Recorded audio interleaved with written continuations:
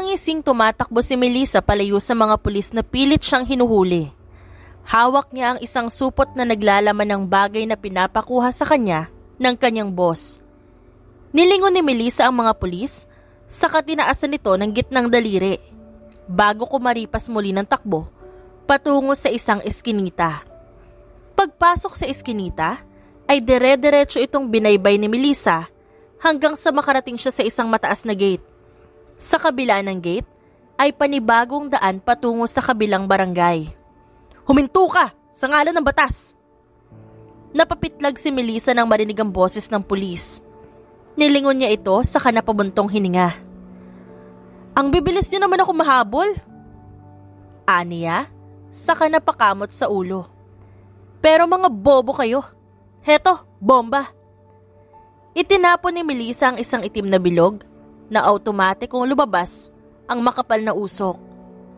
Agad na umakyat si Melissa sa mataas na gate at mabilis na tumakbo palayo ng tuluyang makababa. Pinanood ni Melissa ang mga pulis na mataranta habang mahina siyang tumatawa. Napagsabihang pulis ngunit hindi man lang malaman kung bomba nga ba talaga ang itinapon ni Melissa. Napalingon si Melissa sa kanyang likuran nang makarinig ng malakas na busina. Isang itim na van ang huminto sa kanyang harapan. Mabilis na naglakad palapit dito si Melissa, saka pumasok sa sasakyan. "Kumusta ang misyon ngayong araw, Melissa?" tanong ni Nix habang nakadikwatro. Mayabang na tumawa si Melissa, saka itinapon sa kandungan ni Nix ang isang itim na supot. "Nakakadiring pumutol ng kamay ha. Huwag mo na ulit yan ipapaulit sa akin, boss." Nakangiwing sabi ni Melissa. Binuksan ni Nix ang supot saka napangisi. "Bilib na ako sa kakayahan mo, Melissa. Ikaw na talaga ang killer of the month ng organisasyon natin." Pabirong saad ni Nix. "Paano naman ako, boss? Parang kasasabi mo lang na akong paborito mong empleyado ah." Sabat ni Azul, ang kaibigan at isa rin sa kaalyado ni Melissa.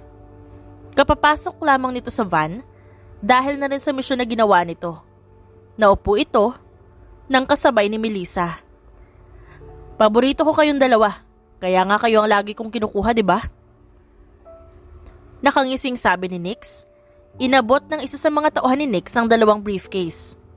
Kinuha ito ni Nix saka ibinigay kina Azul at Melissa. "Bayad sa inyong magandang trabaho," ani Nix. Binuksan ni Melissa ang briefcase. Tila nasilaw siya sa dami ng perang nasa kanyang harapan. Alam ni Melissa sa sarili na ang ginagawa niya ay isang krimen. Ngunit ito na lamang ang trabahong tumatanggap sa kanya at hindi niya ito kayang alisin, lalo na't ito ang nagdadala ng pera sa kanya. "Boss, ano ba ang susunod kong misyon?" tanong naman ni Melissa. Tumingin sa kanya si Nix saka ngumisi. "That's a good question, Melissa. May isang unknown client ang nais ipapatay ng isang mafia leader at magnakaw ng importanteng dokumento kapalit ng malaking pera." Nagpanting ang tenga ni Melissa sa narinig. 2 bilyon para sa trabahong yun. Nakangising sabi ni Nix. Umukit ang ngisi ni Melissa sa kanilahadang kamay. "Deal!" aniya. Inabot naman ito ni Nix bilang pagsang-ayon sa gagawing misyon ni Melissa. Hindi na yun matatanggihan ni Melissa, lalo na't napakalaking pera nito. May posibilidad din na bumuwag na siya sa grupo dahil para kay Melissa ay sapat na ang 2 bilyon upang palaguin ito at mabuhay siya. Ipapadala ko na lamang ang address ng lalaking yun. Best of luck, Melissa. Huminto ang van sa harap ng isang maliit na bahay sa tabi ng tulay. Ito ang tanging tinutuluyan ni Melissa dahil hindi nais ni Melissa ang kumuha ng apartment, lalo na't ito ang trabaho niya. Bumaba siya ng van, saka ngumisi sa kanyang boss. Sinundan ni Melissa ng tingin ng van na tuluyan ng umandar palayo. Pagpasok ni Melissa sa kanyang munting bahay, ay agad siyang dumiretso sa kanyang kama. Binuksan niya ang kanyang briefcase saka ngumisi. Malaking pera kapalit ng buhay ng tao, sabi niya sa sarili. Sa katunayan, hindi rin nakalain ni Melissa na balang araw ay papatay siya para mabuhay. Tila ba ito ay aksidente lamang niyang nadiskubre at noong tumagal ay naging trabaho niya na nga. Noong una hindi kinakaya ni Melissa ang konsensya niya. Ngunit sa halos 6 na taon niyang pagtatrabaho sa ganitong organisasyon, tila bigla na lamang naglaho ang kabaitan at kagustuhang magbago sa dibdib niya. Napatingin si Melissa sa kanyang telepono nang tumunog ito. Isa itong text message galing kay Azul na naglalaman ng address. Nanlaki ang mga mata ni Melissa nang mabasa ang ngalan ng lalaking papatayin niya. Leo Cañalita? Napasinghap si Melissa at sa muling pagkakataon, naramdaman niya ang tila pagkagulo ng kanyang bulati sa tiyan. Umusbong ang kaba sa dibdib ni Melissa at tila ba nais niyang biglang umatras. 6 na taon, magmula nang iwan niya ang kanyang asawa nung binabantayan siya nito sa ospital. Hindi alam ni Melissa kung anong mukha ang maipapakita niya sa lalaking yun. Ngunit bukod dito, nagulat din si Melissa sa nalaman na isa palang mafia leader ang dating asawa. Kinabukasan ay maaga pa lang ay nasa harapan na ng malaking kumpanya ni Leo si Melissa. Ayon kay Nix, ay inasikaso na raw lahat ni Azul ang kanyang mga dokumento kahapon at papasok na lamang sa trabaho si Melissa bilang sekretarya ni Leo. Napapitlag si Melissa nang tumunog ang kanyang telepono. Agad niya itong sinagot nang mabasa ang pangalan ng caller. Hello boss, nasa harapan ako ng kumpanya ni Leo, sabi ni Melissa. Napahaplos si Melissa sa kanyang tiyan upang pahintuin ang nagwawalang mga bulati at paru-paro sa kanyang tiyan. Sa isipan pa lang na muli silang magkikita ni Leo, ay lalong tumatambol ang kanyang dibdib. Hindi niya dapat ito maramdaman, ngunit hindi niya maintindihan ng katawan kung bakit nagre-react ng ganito. Good. Paalala lamang Melissa, ang misyon na to ay misyon lamang. Huwag mo akong bibiguin at bibigyan ng problema. Huwag mo ring tatangkain na traidorin ako. Hindi mo makakayanan kung ako ang kakalabanin mo. Madiin at seryosong tugon ni Nix. Dahilan para tumawa ng mahina si Melissa. Areglado boss, hindi yan mangyayari. Mabuti, good luck sa misyon mo. Naghihintay sa iyo ang 2 bilyon kapalit ng ulo ni Leo. Hindi na nabigyan ng pagkakataon na makapagsalita pa si Melissa dahil pinatay na ni Nix ang tawag. Huminga ng malalim si Melissa. Nandito siya para sa misyon, hindi para sa romantic relationship nila ni Leo. Nagtungo siya sa papasok ng kumpanya. Lahat ng kanyang nakikita ay tila walang nagbago rito. Kung paano niya ito nakita noon, ganun pa rin na itsura nito ngayon. Pakiramdam ni Melissa ay nagbalik siya sa lugar na minsan niyang naging tambayan. Hala, sorry po. Napatingin si Melissa sa batang bumangga sa kanya. Agad na napangiwi siya nang mapansin ang ice cream sa kanyang puting damit. Pinilit pinakalma ni Melissa ang sarili sa katumingin sa bata. Kailan pa nagkaroon ng batang paggala-gala rito sa kumpanya? Ayos lang bata. Sa susunod tumingin ka sa dinadaanan mo. Tinitigan ni Melissa ang pamilyar na mata ng bata saka tipid ng ngumiti. Akmang lalagpasan niya na ito nang hawakan siya ng batang babae sa kamay. Ate, ako po si Jonah. Hayaan mo pong linisan ko yung damit mo bilang sorry ko. Hindi na Jonah. Ayos lang ako. Bumalik ka na lang sa magulang mo. Akmang tatalikod ng muli si Melissa nang hawakan siya sa dulo ng damit ni Jonah. Huminga ng malalim si Melissa bago pilit nang umiti sa bata.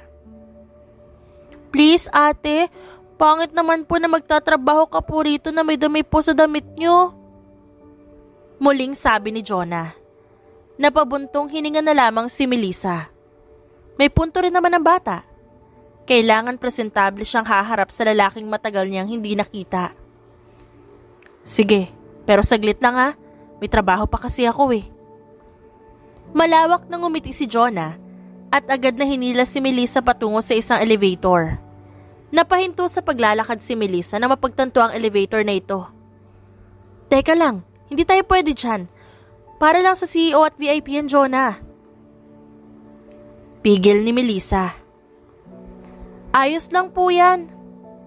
Nakangiting sabi ni Jonah at muli namang hinila papasok na elevator si Melissa. Nakakapagtaka lamang dahil walang pumigil sa kanila nang pumasok sila. Ipinagsawalang bahala na lamang yun ni Melissa. Baka naman, isa si Jonah sa anak ng mga investor sa kumpanyang to. Ayos lang po yan, Mommy. Huwag ka nang mahiya. Tumingin si Melissa kay Jonah na malawak ang ngiti habang hawak pa rin ang dulo ng kanyang damit. Jonah, hindi ako ang mommy mo.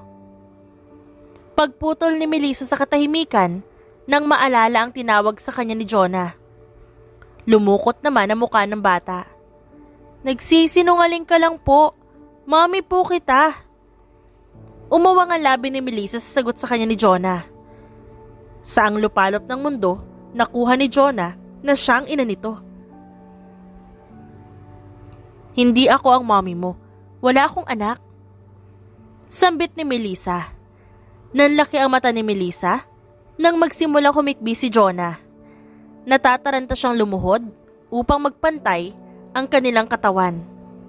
Huwag kang umiyak, Jonah. Sambit ni Melissa. Napakamot siya sa kanyang pisngi. Wala sa misyon niya ang magpatahan ng bata.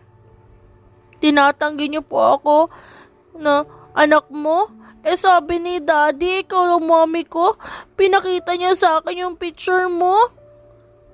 Hindi alam ni Melissa ang tamang salita na maaaring isagot sa bata. Tinitigan niya ng mariin si Jonah ngunit nagulat si Melissa nang umiyak ito ng malakas. Jonah, tahan na. Oo na. Ako na ang mommy mo. Basta manahimik ka na ha. Please. Nakagat ni Melissa ang kanyang ibabang labi. Ito ang unang pagkakataon na magpatahan siya ng bata kaya naman hindi niya alam kung ano ang dapat gawin. Okay po. Nakangiting pinunasan ni Jonah ang kanyang luha. Huwag mo na ako iiwan, mommy ha? Sabi ni Jonah. Nakangiwing tumango na lamang si Melissa. Napalingon si Melissa sa elevator nang tumunog ito senyales na nakarating na sila sa floor.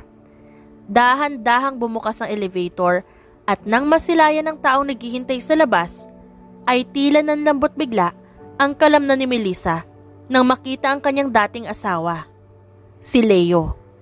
Daddy! Bumaba ang tingin ni Melissa kay Jonah na mabilis tumakbo patungo kay Leo sa kaniyakap ito. Natameme at nanigas si Melissa sa kanyang kinatatayuan. Daddy, nariyan na po si Mommy! Nakangiting sabi ni Jonah, saka itinuro si Melissa. Nanlaki ang mga mata ni Melissa saka tiningnan ng bata. Hindi niya kayang tingnan si Leo sa mata, lalo na't naramdaman niya ang titig nito sa kanya. Hindi siya ang mommy mo. Malamig na sambit ni Leo. Pero Daddy, kamukha niya po yung pinakita mo pong picture.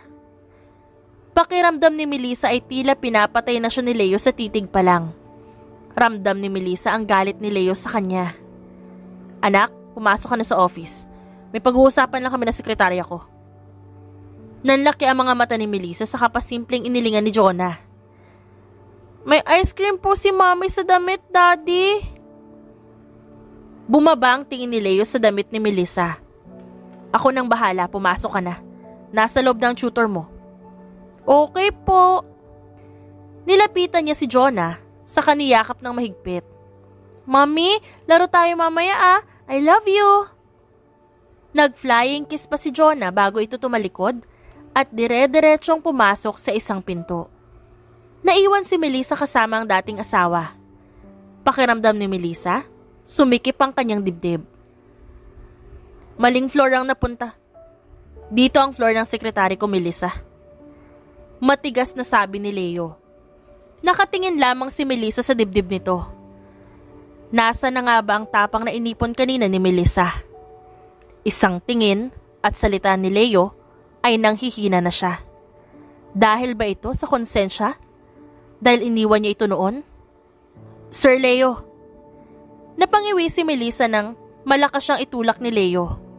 Pumasok si Leo sa elevator at mabilis na sinara ito. Nanlaki ang mata ni Melissa at akmang pipindutin ang elevator nang itulak siya ni Leo pasandal sa pader, saka ikinulong sa braso nito. Hindi mapakali si Melissa at ramdam niya ang lakas ng tibok ng puso niya.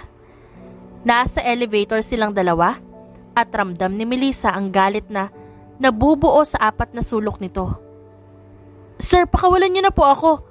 May trabaho po ako." Pinilit kalmahin ni Melissa ang nagwawalang puso. Kailangan niyang ipakita kay Leo na hindi na ang dating Melissa ang kaharap nito. Ngunit bakit tila hindi ito maipakita ng maayos ni Melissa? "Ako ang boss mo, Melissa." Matigas na sabi ni Leo. Sa katunayan, ay naisigawan ni Leo ang babaeng kaharap niya, ngunit may pumipigil sa kanya. Hindi niya maiwasang pagmasdan ang mukha ng babaeng minsan niyang minahal. "Sir, ano po bang kailangan mo?" Tanong ni Melissa. Inipon niya ang natitira niyang lakas, saka sinalubong ang tingin ng lalaki. Ngunit tila nang hina si Melissa dahil sa galit sa mata nito. "Bakit ka bumalik, Melissa? Ayos na ang buhay ko. Guguluhin mo pa ba? Saan ka nakakuha ng kapal ng muka upang mag-apply sa kumpanya ko? Wala na bang pera ang lalaking pinili mo noong araw na iniwan mo ako sa ospital?" Mariing tanong ni Leo sa kanya. Napalunok si Melissa. Hindi niya magawang ibuka ang kanyang bibig upang sumagot. Tumawa ng peke si Leo sa lumayo kay Melissa. "Bakit pa ba ako nagtatanong? Binababa ko lang ang sarili ko sa babaeng tulad mo." Tumunog ang elevator at bumukas ito. Tinalikuran ni Leo si Melissa at walang sabing iniwan sa loob ng elevator. Nang magsara ang elevator ay tuluyang napadaos-dos pa upo si Melissa. Iniwan niya noon si Leo, hindi para sa lalaki, kundi para iligtas ito sa kapahamakan mula sa mga taong pinapahabol siya. Dahil bago pa man niya makilala si Leo, ay dati nang mamamatay tao si Melissa. Bumalik lamang siya sa trabahong yon para magkaroon ng sapat na pera para mabuhay. Hindi niya naman akalain na yung taong nililigtas niya ay isa palang mafia leader at ang kanyang susunod na biktima. Mabilis na lumabas si Melissa mula sa elevator nang bumukas ito sa floor kung saan siya dinala ni Jonah kanina. Naglakad si Melissa patungo sa pinto na pinasukan ni Jonah. Akmang bubuksan niya ang pinto nang kumalabit sa kanya si Azul. Napapitlag dahil sa gulat si Melissa. "Azul!" Gulat na sambit ni Melissa. Sinamaan niya ng tingin ng lalaki. "Kamusta? Balita ko, dati mo palang asawa si Sir Leo. Nakakagulat na hindi mo tinanggihan ang misyon ni boss para sa'yo. Masisikmura mo kayang patay ng dati mong asawa para sa 2 bilyon?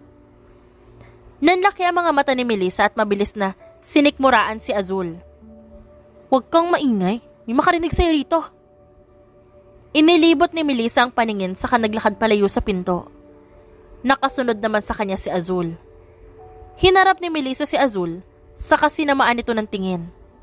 "Huwag mong sasabihin yan kay Nix kung ayaw mong mamatay." Pabulong, ngunit madiin, nasabi niya. Nakangiwing hinimas naman ni Azul ang kanyang tiyan saka mahinang tumawa. "Oo naman, ikaw pa ba? Malakas ka sa akin." Sumeryoso ang mukha ni Azul. "Pero Melissa, binabalaan kita. Mahirap kalabanin si Nix. Kahit empleyado ka niya, basta mag-traidor ka, papatayin ka." "Alam ko yan, huwag ka mag-alala. Misyon ang pinunta ko rito, hindi pagmamahal." "Dapat lang, pero mahirap kalaban ng puso." Ngumisinang nakakaasar si Azul. Sinamaan naman siya ng tingin ni Melissa. "Manahimik ka. Wala na akong nararamdaman sa kanya." Nagkibit balikat lamang si Azul at akmang magsasalita nang marinig ang boses ni Leo. "Bawal ang PDA sa kumpanya ko." Kunot noong sabi ni Leo. Lalong nalukot ang mukha nito nang mapansin si Melissa. "Sir, wala po kaming ginagawa. Nag-uusap lang. Sambit ni Melissa at siniko naman niya si Azul. Opo sir, wala kaming ginagawang masama. Nakangiwing hinimas ni Azul ang tagiliran.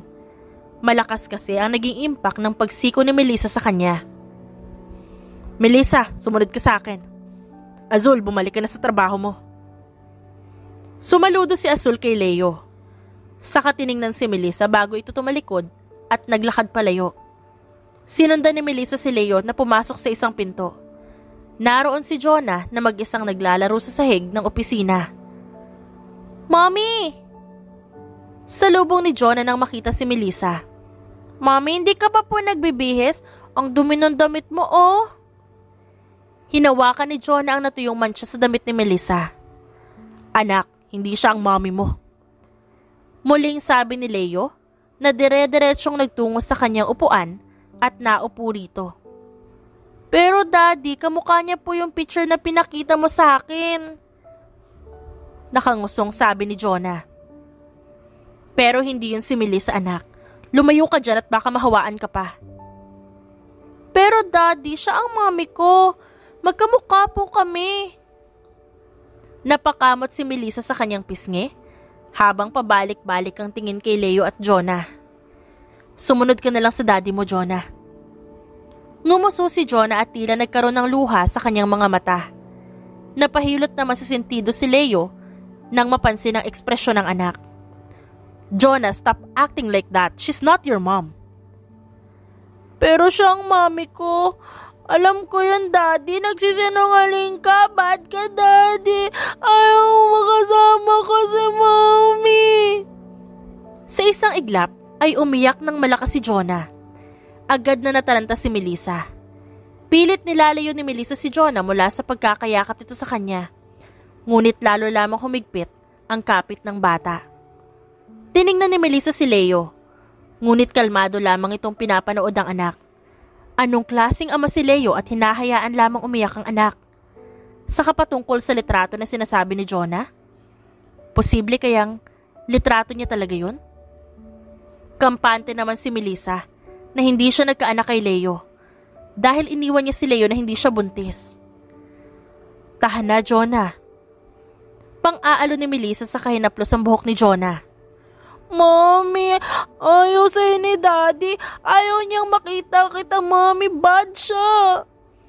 Umiiyak na sumbong ng bata. Shh! Huwag kang ganyan sa daddy mo. Hindi siya bad, okay? Sambit ni Melissa sa malambot na boses. Huwag mo po ako iiwan, mommy. Tinitigan ni Melissa si Jonah. Saka na pabuntong hininga. Oo, hindi kita iiwan. Binuhat ni Melissa si Jonah. Saka hinaplos ang buhok nito. Ilang minuto ring nanatili sa ganoong posisyon bago narinig ang mahihinang hilik ni Jonah. Nakatulog na pala ito habang buhat niya. Samantala nakatitig naman si Leo sa kanyang anak na buhat ni Melissa. Sinadya talaga ni Leo na huwag pansinin ang pag-iyak ni Jonah upang makita kung paano ito patahanin ni Melissa.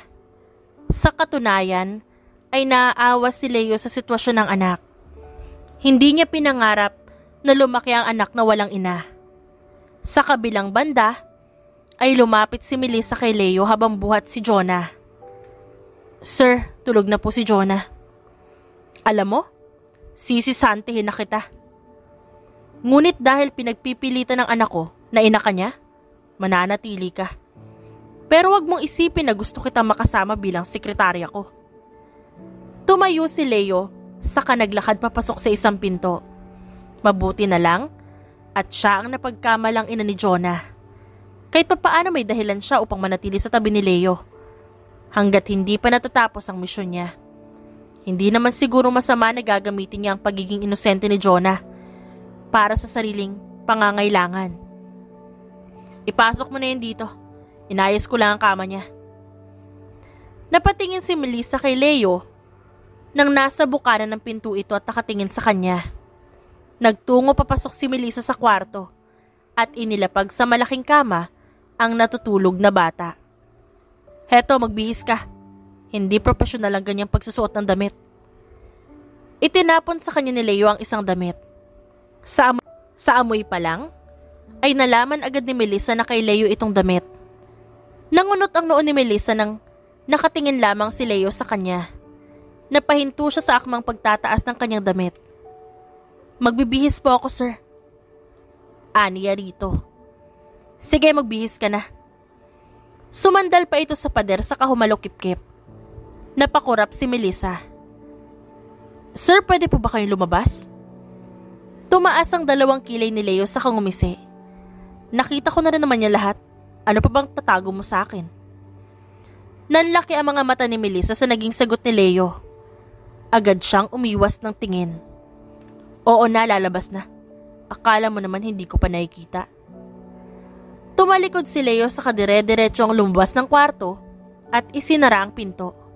Napatingin si Melissa sa salamin. Napansin niya ang pamumula ng kanyang muka. Tila automatikong pumasok sa isipan niya ang mga spicy scenes nila ng lalaki noon. Napailing na lamang siya, saka mabilis na nagbihis.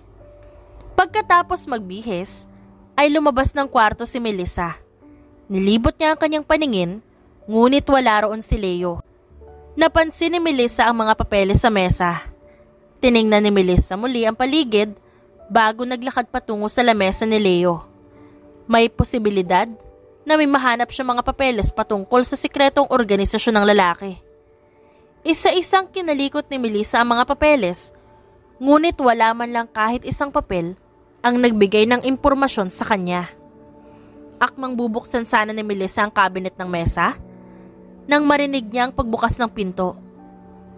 Mabilis na inayos ni Melissa ang mga papeles saka lumayo sa lamesa. Saktong pagbukas naman ng pinto, ay nakaupo na si Melissa sa sofa habang kinakalikot ang kanyang telepono. Anong ginagawa mo? Nagtatakang tanong ni Leo. Nagsiselfone lang, sir. Wala kasi ako magawa. Di niya naman ako binibigyan ng gawain eh. Nangunot ang noo ni Leo sa kanya. Nagsiselfone ka na, baliktad ang cellphone mo? Agad na inayos ni Melissa ang pagkakahawak sa cellphone niya. Chinek ko lang, sir, kung may sira na bang cellphone ko kaya ako binaliktad. Okay then. Nagkibit balikat si Leo, saka nagtungo sa kanyang upuan at naupo rito.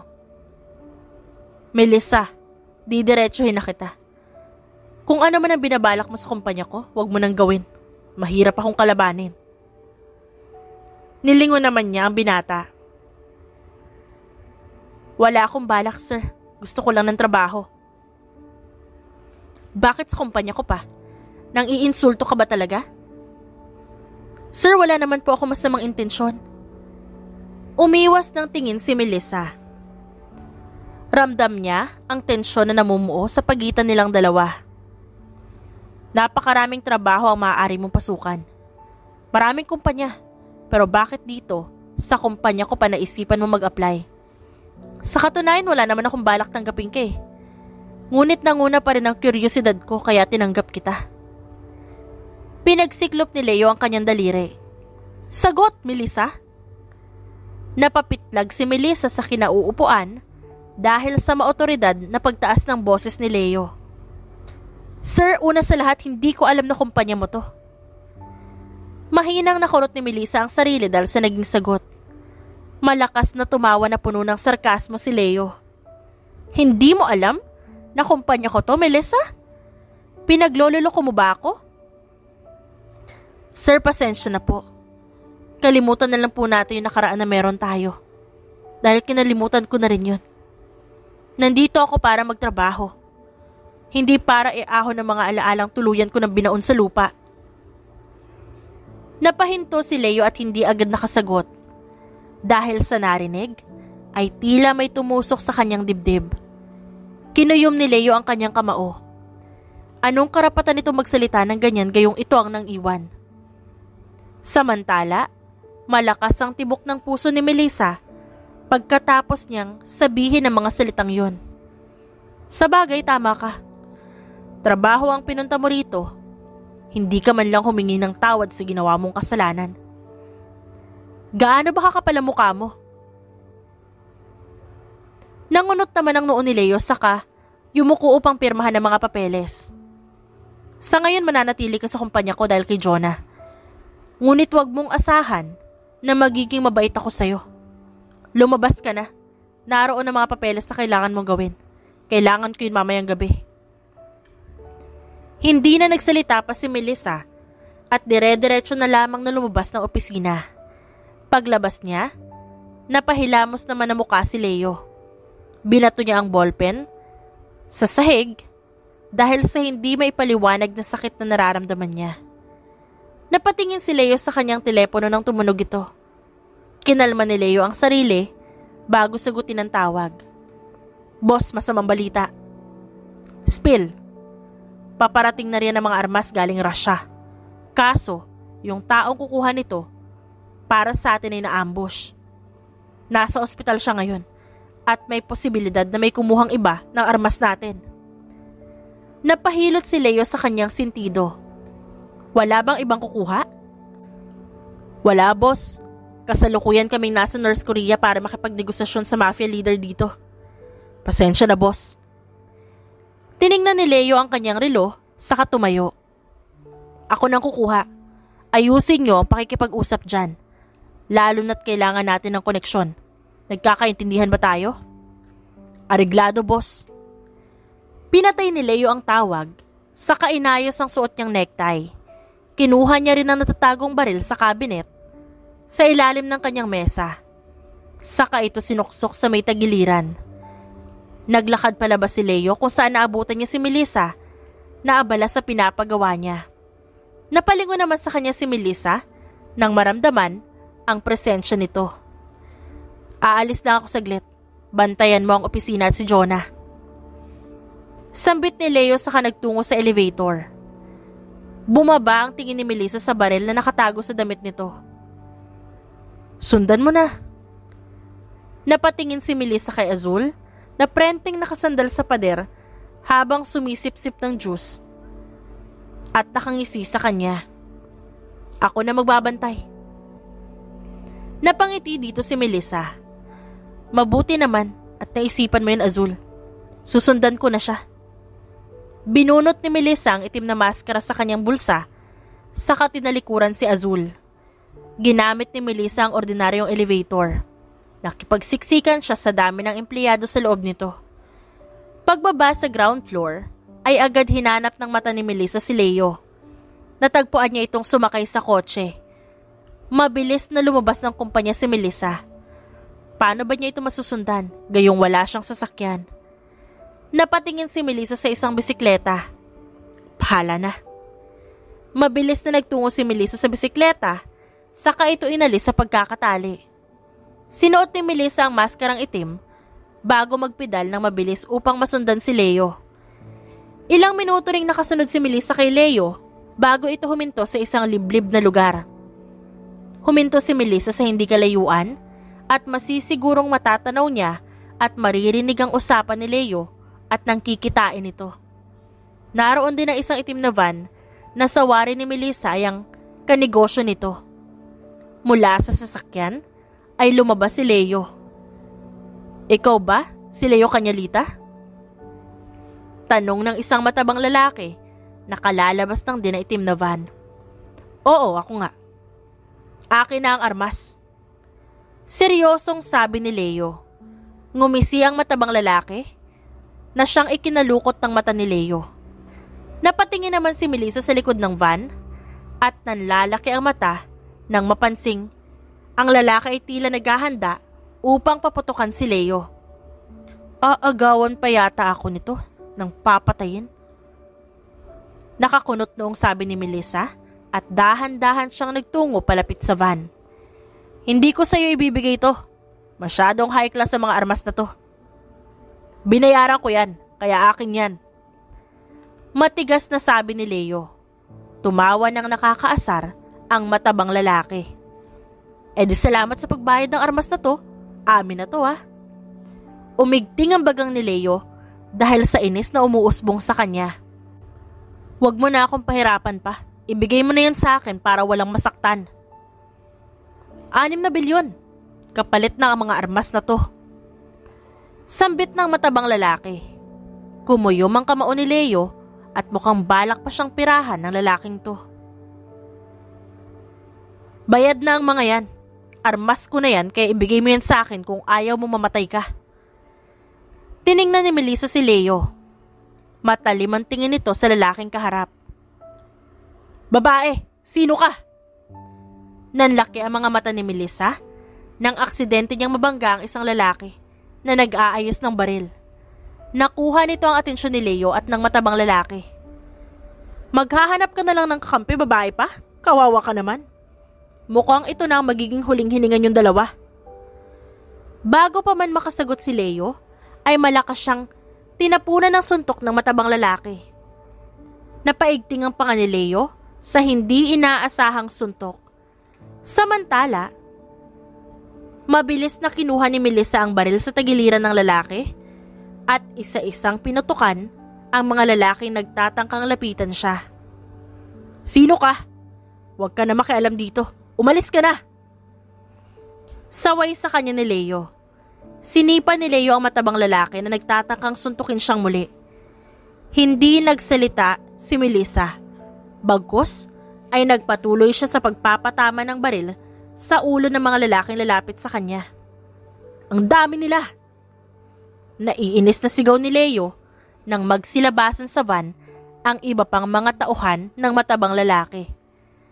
Magkatalikuran na pinaputokan ni Leo at Melissa ang mga lalaking nagtatangkang lumapit sa kanila. Ang matabang lalaki naman ay pinaulan na ng bala ni Leo nang tangkain siya nitong barilin. Lumingon si Melissa kay Leo. Ngunit laking gulat niya nang barilin nito ng lalaki na kahiga na. Agad niyang tinulak si Leo, ngunit napunta naman ang bala ng baril sa braso ni Melissa. Mabilis na binaril ni Leo ang lalaki na siyang ikinawala ng buhay nito. Sakit! Mahinang mura ni Melissa habang tinatakpan ng sugat sa braso niya. Ayos ka lang? Tumakas ka na. Ako nang bahala dito. Malakas na sambit ni Leo habang patuloy sa pakikipagbarilan ng mga lalaki. Tiningnan ni Melissa ang lalaki.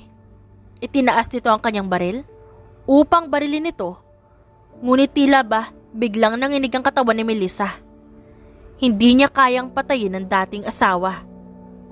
Miss, ayos ka lang ba? Sambit ni Leo nang mapatay ang lahat ng kalaban. Umiwas ng tingin si Melissa at agad na sumakay ng bisikleta.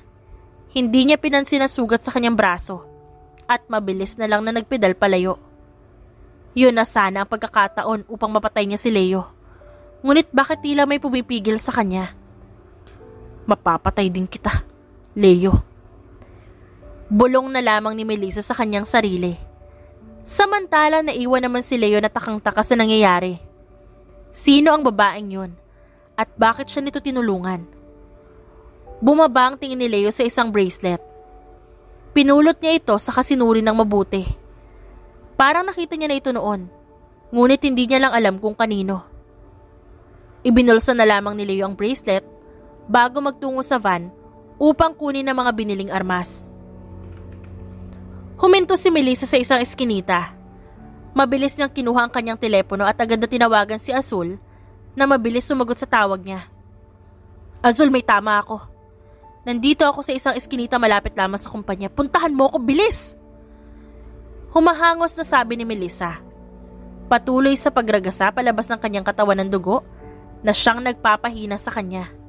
Teka lang, wala magbabantay kay Jonah. Gising na ang bata at hinahanap ka. Isama mo na lang. Bilisan mo na bago ako mamatay dito. Pinatay ni Melissa ang tawag at sinubukang ikalma ang kanyang sarili. Sumandal siya sa pader, saka nagpadaos-dos pababa. Puno na ng dugo ang kanyang kamay at nagsisimula na rin siyang mahilo. Hindi mawala ang pagkadismaya ni Melissa sa sarili dahil sinayang niya ang napakagandang oportunidad na yun para patayin si Leo. Hindi niya mawari kung bakit hindi niya nagawa. Gayong ilang taon niya na rin ginagawa ang ganitong gawain. Ilang minuto ring naghintay si Melissa bago marinig ang isang matinis na boses na wari ay galing kay Jonah. Mommy! Malakas na sigaw nito, saka tumakbo palapit sa kanya. Ha! Layo! Lumayo ka! Napangiwi si Melissa nang yakapin siya ni Jonah at matamaan ang sugat nito. Jonah, lumayo ka muna sa mami mo. May sugat siya. Sabi ni Azul. May dala itong first aid kit. Sinimulan nitong gamutin si Melissa hanggang sa napatingin siya na makahulugang titig kay Melissa na ngayon ay nanghihina. Nagawa mo ba? Tanong ni Azul habang nililinisan ang sugat niya. Hindi pa. Napabuntong hininga si Azul. Samantalang umiiyak naman si Jonah habang nakatitig sa kanyang ina. Nakapikit si Melissa at pakiramdam ni Jonah, mawawala na ang kanyang mommy. Mommy, tawagan ko lang po si Daddy. Mahinang sabi ni Jonah at mabilis na umalis. Hindi naman siya napansin ni Azul dahil abala ito sa paggagamot samantalang nakapikit naman si Melissa. Sa kabilang banda ay kararating lamang ni Leo sa opisina. Nangunot ang kanyang noo dahil walang tao siyang naabutan. Maging si Jonah ay wala rin sa loob ng kwarto. Daddy! Napatingin si Leo kay Jonah na kapapasok lang. Nanlaki ang mga mata ni Leo nang mapansin ang dugo nito sa damit na marahil ay dahil sa pagyakap nito kay Melissa. Mabilis na lumapit si Leo. Anak, ano nangyari sa'yo? Bakit may dugo ka? Sabi ni Leo habang kinakapa ang buong parte ng katawan ni Jonah. Tinitigan niya ang mukha ni Jonah na puno ng luha. Daddy, si Mommy po kasi may dugo siya. Nangunot ang noo ni Leo. Isa lang naman ang tinatawag na mommy ng kanyang anak. Nasaan siya? Hinawakan siya sa kamay ni Jonah. Kasama niya po si Kuya Azul. Ginagamot siya. Tara Daddy, puntahan po natin siya. Hindi na nakaangal pa si Leo nang hawakan siya sa kamay ni Jonah at sa kahinila. Si Melissa naman ay pilit pinipigilan ang sarili na matulog. Nagamot na ni Azul ang kanyang sugat, ngunit marami pa rin talagang nawalang dugo sa kanya. Dadalhin na kita sa ospital. Kailangan mo ng dugo. Kunot noong sambit ni Azul. Hindi na sumagot pa si Melissa at hinayaan na lamang ang binata. Binuhat siya ni Azul, ngunit napahinto nang marinig ang boses ni Leo. Ako na magdadala sa kanya sa ospital. Bumalik ka na sa trabaho. Nagtama ang paningin ng dalawa. Ramdam ang tensyon sa mga tingin nila. Napayuko na lamang si Azul kay Melissa na magsalita ito. Sige na, Azul. Babalik na po ako, sir. Saad naman ni Azul at saka iniabot si Melissa kay Leo. Sinundan lamang siya ng tingin ni Leo hanggang sa tuluyan itong mawala sa kanyang paningin. Samantala, tuluyan nang nawala ng malay si Melissa. Mabilis na nagtungo si Leo sa kanyang sasakyan kasama ang anak. Mabilis ang pagpapaandar ni Leo sa sasakyan habang panay ang lingon kay Melissa. Lalo pang nagpadagdag sa pag-aalala ni Leo ang malakas na pag-iyak ng kanyang anak. Hindi niya mawari kung ba't ganito pa rin siya mag-alala sa dating asawa. Gayong dapat ay hinahayaan na lamang niya ito. Pagdating sa ospital, ay agad inasikaso ng mga doktor si Melissa. Ilang minuto lang din na itinagal bago inilipat sa maayos na kwarto. Jonah, alam mo bang nangyari sa mami mo? Tanong ni Leo kay Jonah. Umiling naman ang bata. Hindi po, Daddy. Pinuntaan na lang po namin siya ni Kuya Azul. Grabe na yung dugo sa kanyang kamay. Nung nagising ka ba, wala ang mami mo? Wala po. Naabutan ko lang si Kuya Azul na binabasa ang mga papers. Tumaas ang 2 kilay ni Leo. San kaya nagpunta si Melissa kanina? Iniwan pa si Azul sa opisina niya. Wala namang ipinag-aalala si Leo dahil lahat ng papeles patungkol sa sikretong trabaho ay nakatago sa sikretong lugar. Unti-unting minulat ni Melissa ang kanyang mga mata. Bumungad sa kanya ang nakasimangot na mukha ni Leo. Sir? Nagtatakang tanong niya, saka inilibot ang tingin sa paligid. Napangiwi siya nang yakapin siya ni Jonah. Mommy, akala ko hindi ka na magigising. Pinag-alala mo kami ni Daddy. Tumingin si Melissa kay Leo. Ngunit inikutan lang siya nito ng mata. Huwag kang magpapaniwala sa bata. Hindi nagsisinungaling ang bata. Sambit ni Melissa. Hindi niya alam kung saan siya kumuha ng kapal na mukha para asarin si Leo. Whatever. Sumimangot na lamang ito. Jonah, manood ka muna ng TV. May pag-uusapan kami ng... Humintos saglit si Leo sa katumingin kay Melissa. Mami mo. Sige po, Daddy. Hinalikan ni Jonah sa pisngi si Melissa bago naglakad patungo sa harap ng TV. Saan ka galing? Ba't may sugat ka? Ba't mo iniwan si Jonah? Anong ginawa mo? Sunod-sunod na tanong ni Leo. Napakorap si Melissa at hindi agad nakasagot. Sir, sagot! Bumili lang po na makakain, sir. Tapos may nakasalamuhang magnanakaw. Tapos binaril niya ako sa braso, yun lang. Peking ngumiti si Melissa. Hindi niya maaaring sabihin na sinundan niya ang lalaki. Pinandiitan siya ng mata ni Leo. Kaano-ano mo si Azul? Po? Bingi ka ba? Kaano-ano mo si Azul? Kumuha ng isang mansanas si Leo sa kabinalatan nito. Ex ko po. Pabirong sabi ni Melissa. Humigpit ang kapit ni Leo sa kutsilyo. Nagkaroon ka ng boyfriend pagkatapos sa akin? Wow! Sa kumpanya ko pa talaga kayo, sabay nag-apply? Para ano, maglandian sa harap ko? Naiinis na saad ni Leo. Peking tumawa si Melissa nang maramdaman niya ang inis sa boses nito. Biro lang, sir. Malapit na kaibigan ko lang po si Azul. Sigurado ka dyan? Hindi ako naiinis dahil magsyota kayo. Wala akong pakialam, sa totoo lang. Nakasimangot na sabi ng lalaki. Kaibigan ko lang po si Azul. Sabi ni Melissa at palihim na ngumiti. Posible kaya nagsiselo si Leo? Sa isiping yun, ay tila ba may humaplos sa puso ni Melissa. Sa susunod, iutos mo na lang sa mga gwardya kung bibili ka sa labas. O di kaya mag-order ka na lang at iiwanan naman kita ng pera. Ayos lang po, sir. Salamat po sa pag-aalala. Hindi ako nag-aalala sa'yo. Nag-aalala ako sa anak ko dahil iniwan mong mag-isa. Depensa ni Leo sa kapadabog na inabot kay Melissa ang mansanas. Huwag ka po mag-alala. Safe ang anak natin sa akin. Napahinto si Melissa nang mapagtanto ang sinabi. I mean ang anak mo. Nahihiyang umiwas ng tingin si Melissa. Samantalang, lihim nang umiti si Leo habang nakatitig sa dating asawa. 2 araw pagkatapos ng insidenteng yun, patuloy pa rin si Melissa sa pagtatangkang pagsunod kay Leo. Kahit saan man ito pumunta, sinusundan niya ito, ngunit hindi siya makakuha ng punto upang patayin ito. Lubos siyang nanghihinayang nung araw na yon. Nung may pagkakataon siyang patayin si Leo, ngunit nagdalawang isip siya. Kumusta ang misyon? Tanong sa kanya ni Azul. Inabutan siya nito ng kape na agad niya namang tinanggap. Wala pa ring usad. Wala rin ako mahanap na kahit anong papeles patungkol sa sikretong organisasyon niya.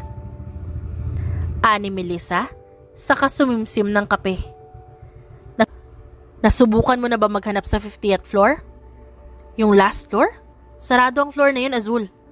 Kahit ako hindi nakakapasok dun nun. Exactly. Paano kung naroon ang mga papeles na tinatago ni Leo? Napaisip si Melissa sa sinabi ni Azul. Kung walang tinatago roon, dapat hindi ito pinagbabawal sa mga empleyado. Oo nga no. Subukan mong pumunta ron, Melissa. Malay mo nandun na palang hinahanap natin. Tapos kapag nahanap mo na, doon mo na rin patayin si Leo. Para walang magsuspetsya na ikaw ang pumatay. Lalo na at bawal naman ang mga empleyado doon. Ikaw na lang kaya ang gumawa ng misyon ko. Tas hatian mo na lang ako sa pera.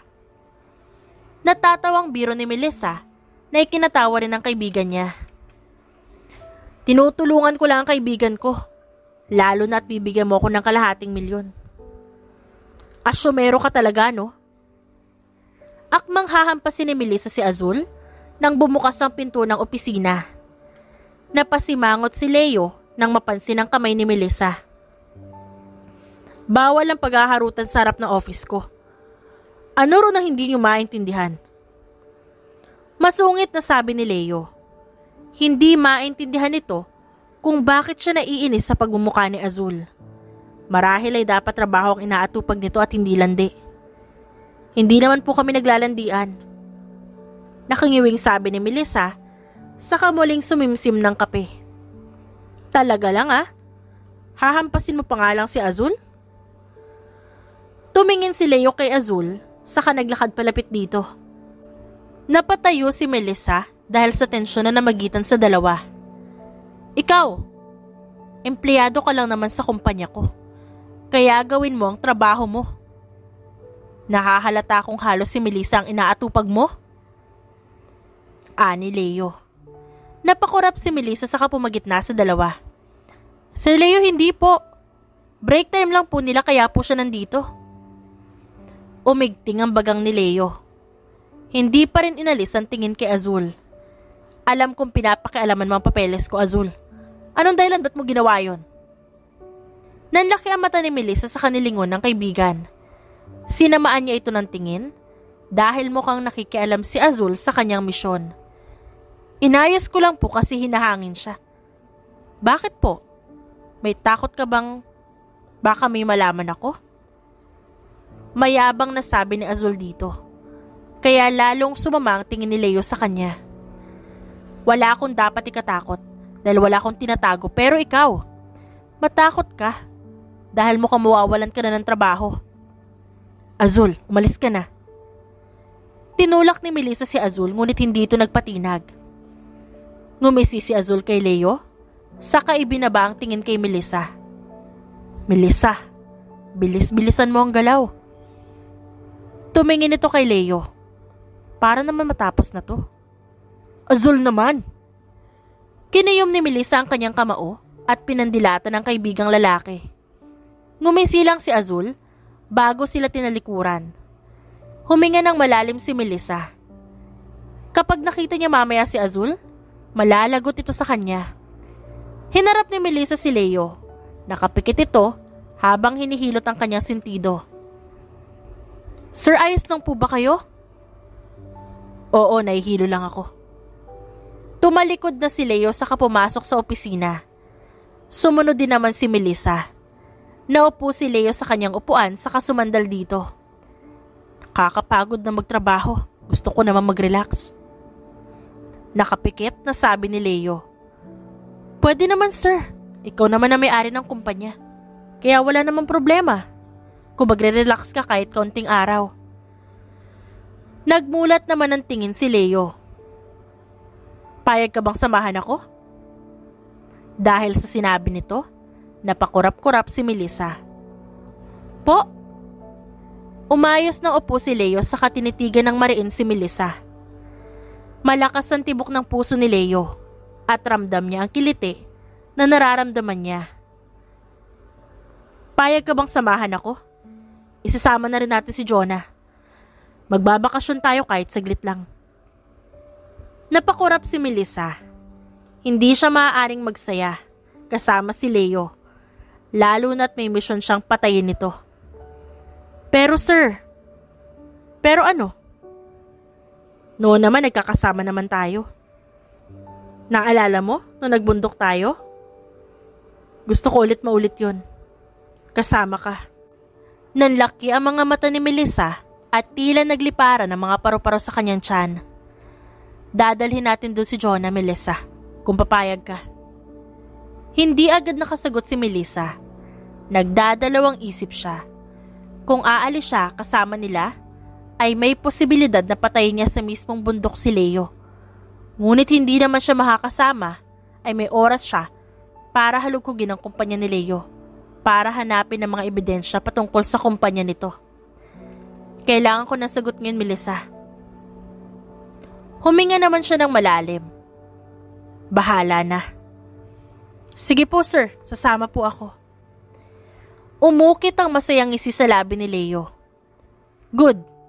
Ipapaasikaso ko ng flight natin bukas. Maaari ka nang lumabas. Ngumiti ng tipid si Melissa, saka dire-diretsong lumabas ng opisina. Paglabas niya, ay tinapat niya ang kanyang palad sa kanyang bandang puso. Naramdaman niya ang malakas sa tibok ng puso niya. Hindi pwede to. Hindi maaari. Problemadong saad niya sa kanyang sarili. Sa kabilang banda naman, ay hindi maipaliwanag ang tuwa ni Leo. Natutuwa siya dahil sa pagpayag ni Melissa na sumama sa magiging outing nila. Binuksan ni Leo ang drawer sa ilalim ng kanyang lamesa at kinuha ang isang litrato.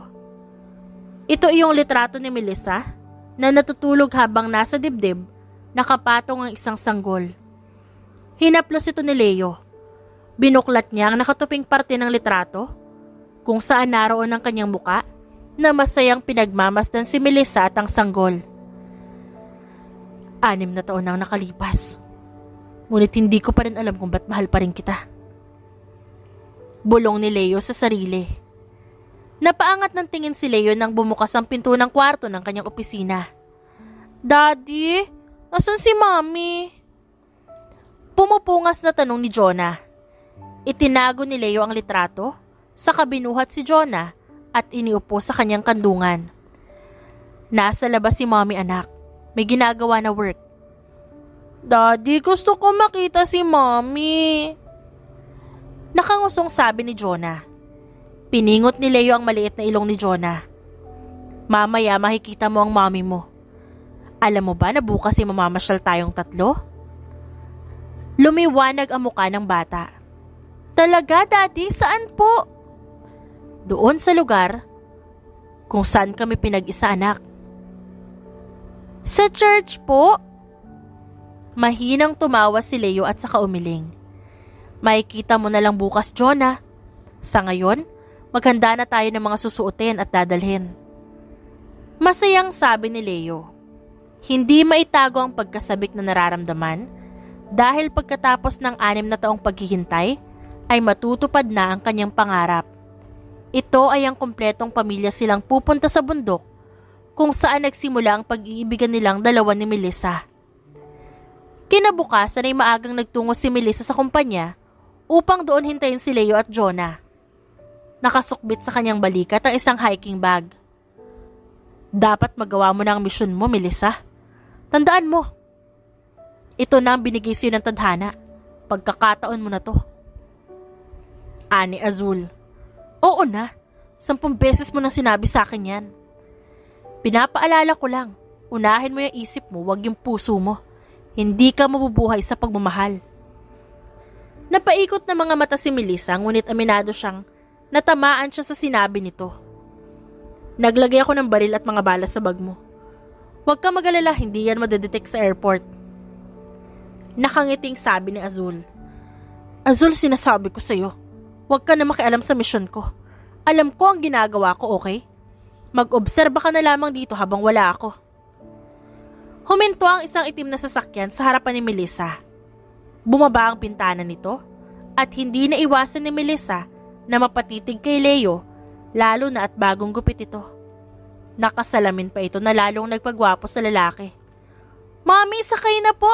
Excited na ako! Masayang sambit ni Jonah na dumungaw sa bintana ng sasakyan. Napakurap si Melissa at nahihiyang umiwas ng tingin. Nilingon ni Melissa si Azul. Azul, mauna na ako ah. Pinandilatan ng mata ni Melissa si Azul bago pumasok sa loob ng sasakyan. Sa shotgun seat na upo si Melissa. Agad din namang lumipat sa unahan si Jonah at naupo sa kandungan ng ina. Ingat kayo. Lalo ka na, Sir Leo. Nakangising sambit ni Azul. Saglit pa itong tumingin kay Melissa bago tumalikod at naglakad palayo. Walang ya talagang Azul na yan. Mukhang balak pang ilaglag si Melissa. Tiningnan ni Melissa si Leo. Sinimulan na nitong magmaneho. Diretso lamang ang tingin nito sa unahan. Ngunit ramdam ni Melissa ang tensyon sa pagitan nila. Tumikim siya. Pasensya na kay Azul. Kaano-ano mo ba talaga yung lalaking yun? Boyfriend mo ba yun? Hindi po, kaibigan ko nga lang yun. Pues sabihin mo sa kanya na huwag niya akong subukan. Baka magulat siya, wala na siyang trabahong papasukan. Saglit na tiningnan ni Leo si Melissa. Opo sir, pasensya na kay Azul. Wag mo na akong tawaging sir. Dati mo akong asawa, di ba? Dati yun, sir. Hindi na po ngayon. Napalunok si Melissa. Nararamdaman niya ang tila pagbilis ng sasakyan. Kung di mo ako iniwan, edi sana ngayon asawa pa rin kita. Pwede rin naman po. Leo. Bumalik sa normal ang bilis ng sasakyan na nagpakalma kay Melissa. Mukhang may balak pang makipag-car racing ang dati niyang asawa. Biro lang po. Pagbawi ni Melissa sa sinabi niya kanina.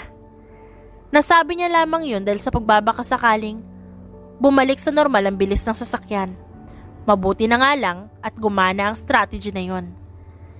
Simula ngayon tatawagin mo na akong Leo. Kung hindi naman Leo, mahal na lang. Leo na lang ho, para kahit papano. Formal pa rin. Ani Melissa at ngumiti. Fine with me then. Huminto ang sasakyan sa harap ng airport. Huwag ka munang bumaba. Nangunot ang noo ni Melissa. Kinuha ni Leo si Jonah sa kandungan ni Melissa saka lumabas ng sasakyan kasama ito. May balak bang iwan ni Leo si Melissa sa sasakyan? Akmang bubuksan na sana ng babae ang pinto nang buksan ito ni Leo. Sabi ko sa'yo, huwag kang magtatangkang bumaba. Napakurap si Melissa saka umiwas ng tingin. Bakit ba ito ginagawa ni Leo sa kanya? Pakiramdam ni Melissa ay mababaliw na siya. Daddy, ang sweet niyo naman po kay Mommy. Sana makanap din ako ng boy na like you. Jonah, no boys until 20. Ako muna ang lalaki sa buhay mo. Nakasimangot na sabi ni Leo. Lumabas ng sasakyan si Melissa. Inayos niya ang pagkakasabit ng kanyang backpack. Tara na, malapit ang tawagin ang flight number natin. Excited na, Mi! Hinawakan niya ang kamay ni Melissa. Ganon din ang isang kamay ni Leo. Nagkatinginan pa ang dalawa. Pareho ring umiwas ang tingin nila sa isa't isa. Dahil sa namumula ang kanilang mga pisngi. Pagpasok sa airport ay sakto ring papasok na rin sila sa departure area. Sa isang high class sila nakadestino kaya naman halos solo na rin nila ang buong eroplano. Tanging sila lamang ang naroon sa parting eroplano na yon. Tulungan na kita dyan. Ani Leo nang mapansin si Melissa na nahihirapang ilagay ang kanyang backpack sa compartment. Salamat. Ani Melissa. Saka inabot ang bag kay Leo. Mabilis naman itong nailagay ng lalaki sa lagayan. Daddy, ang ganda sa loob ng plane. Dito na ba tayo titira? Sabay na tumawa si Leo at Melissa dahil sa sinabi nito. Hindi anak, sasakyan lang natin to para makapunta sa pupuntahan natin, okay?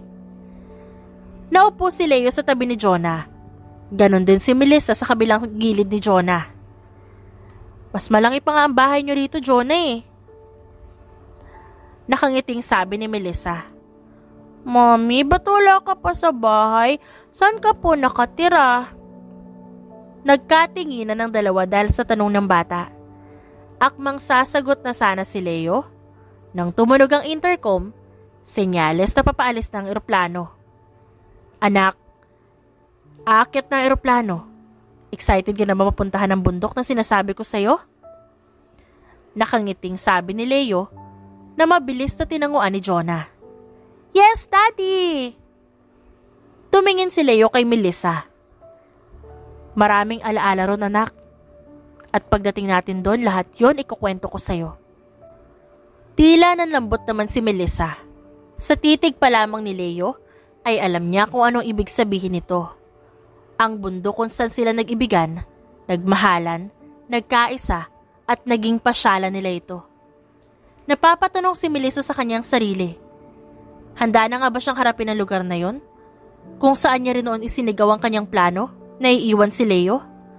Handa niya na rin bang tanggapin? Sa sarili, na kung saan sila nagmahalan, ay tila doon niya rin tatapusin ang buhay ng dati niyang asawa? Sa buong biyahe ay nanatiling mulat ang mga mata ni Melissa. Patuloy niyang iniisip kung ano nga ba ang tamang gawin. Tila noon ay buo pa ang desisyon niyang patayin nito. Ngunit ngayon ay may humahadlang na sa kanya. Paano si Jonah na may iwan ni Leo? Paano makakaya ng puso niyang patayin si Leo? Noon ay tila malakas pa ang kanyang loob na pumatay. O sadyang ito lamang ang iniisip niya, kaya siya nakakapatay. Kung papatay niya si Leo, sigurado ba siyang kaya niya talaga?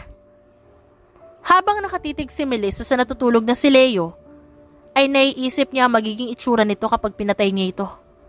Napahilamos na lamang siya sa kanyang muka. Masama na talaga itong nararamdaman niya. Lumipas ang 5 oras bago sila nakarating sa airport. Gising na rin si Leo at Jonah. Hindi ka nakatulog? Nagtatakang tanong ni Leo habang naglalakad palabas ng airport. Tipid na ngumiti si Melissa. Hindi naman ako antok. Baka abutin tayo ng kalahating oras sa pag-akyat ng bundok. Mas naging mainam sana kung nakatulog ka. Tinitigan ni Leo si Melissa. Sinusubukang alamin ang nararamdaman nito, ngunit tanging lungkot lamang ang nakikita sa mata nito. Ayos ka lang ba? Huminto sa paglalakad si Leo. Ganon din si Melissa at Jonah. Napipilitan ka lang bang sumama sa akin dito? Nakakunot ang noong, tanong ni Leo sa kanya. Agad naman siyang umiling. Hindi Leo, may naiisip lang ako. Tipid na ngumiti si Melissa sa kamuling nagpatuloy sa paglalakad. Nabitawan niya rin ang isang kamay ni Jonah dahil sumunod ito kay Melissa. Napabuntong hininga si Leo bago pumantay sa paglalakad ng 2 babae. Paglabas nila ng airport, ay may naghihintay sa kanilang van. Pinagbuksan ni Leo ng pinto si Melissa bago siya pumasok kasunod nito. Habang nasa biyahe, nakatingin lamang sa bintana ang babae. Samantalang abala naman sa panonood sa tablet si Jonah. Melissa, may problema ka ba? Kanina ka patahimik. Lumingon sa kanya si Melissa at tipid ng ngumiti. Ayos lang ako. May bumabagabag lang sa isip ko. Pwede mo namang sabihin sa akin. Hindi ako ang boss mo ngayon. You can treat me as your friend.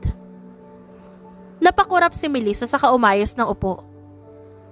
Leo, kung pipili ka sa 2 bagay na alam mong madedehado ka sa huli, anong pipiliin mo? Tumaas ang kilay ni Leo. Wala. Anong silbi ng pagpili kung mahihirapan lang naman ako sa huli? Pagbibiro ni Leo, ngunit nang mapansin ang seryoso mukha ni Melissa, ay napatikim siya. Hindi maiwasang tamaan ng kuryosidad si Leo. Ano ba ang 2 bagay na yan? Halimbawa, isa kang masamang tao, tapos inutusan ka ng boss mo na patayin ang lalaking minsan mong minahal. Ngunit nagdadalawang isip ka na wag itong patayin.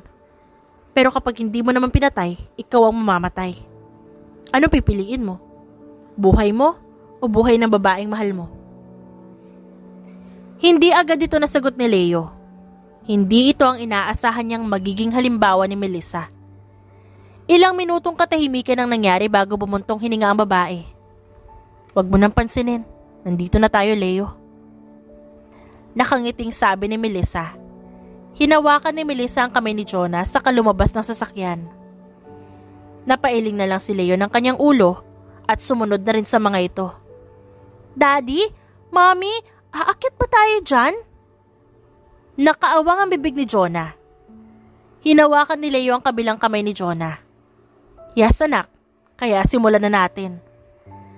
Tumingin si Leo kay Melissa na nakatingin sa mga taong nagsisimula na ring umakyat sa bundok.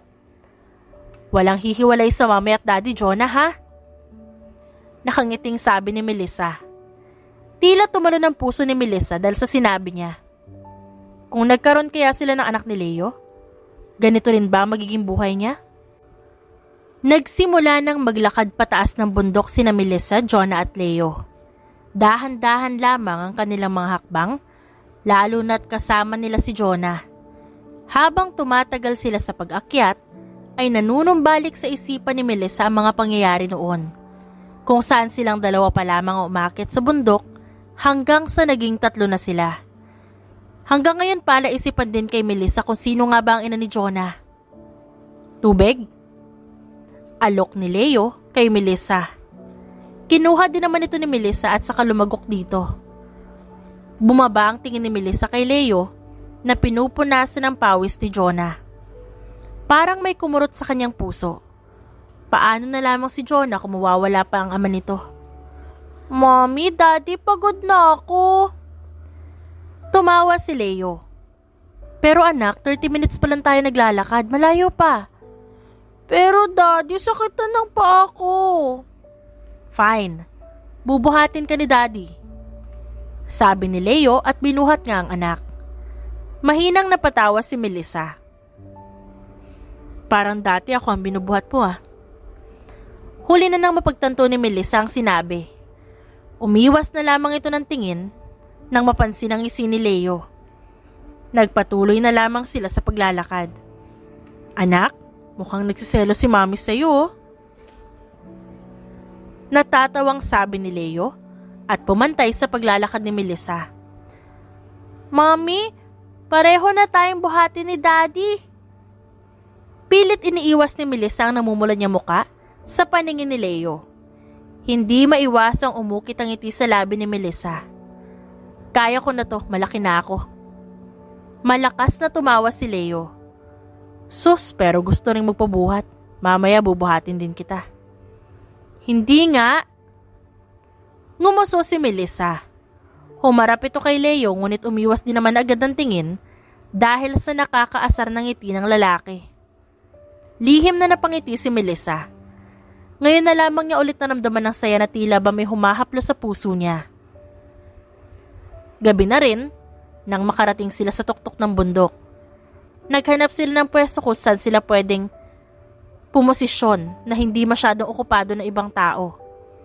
Ibinaba ni Leo si Jonah bago simulang alisin ang mga gamit sa bag. Jonah, wag lalayo ah. Paalala naman ito. Jonah, makinig ka sa daddy mo. Paalala din ni Melissa nang mapansin ang pagtakbo ni Jonah.